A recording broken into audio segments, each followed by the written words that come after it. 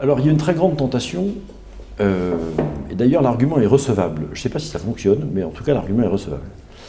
Il consisterait à dire l'État supervise d'une manière ou d'une autre l'organisation du marché pour faire baisser les prix, et en faisant baisser les prix, on appauvrit tous les trafiquants et donc ils arrêtent de trafiquer. Je la fais rapide, mais c'est un peu l'argument qui nous est servi souvent.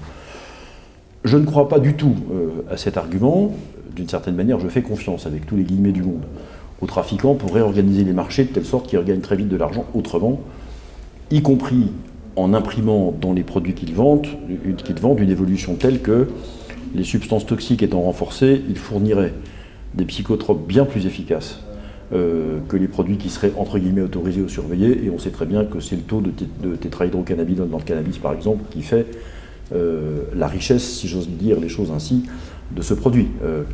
Et donc je ne crois pas que, on arriverait très longtemps à limiter les trafics. D'ailleurs j'observe que tous les pays qui ont d'une manière ou d'une autre tenté de réguler ou de dépénaliser font en fait marche arrière d'une manière ou d'une autre et se rendent compte que ça n'est pas si efficace que ça.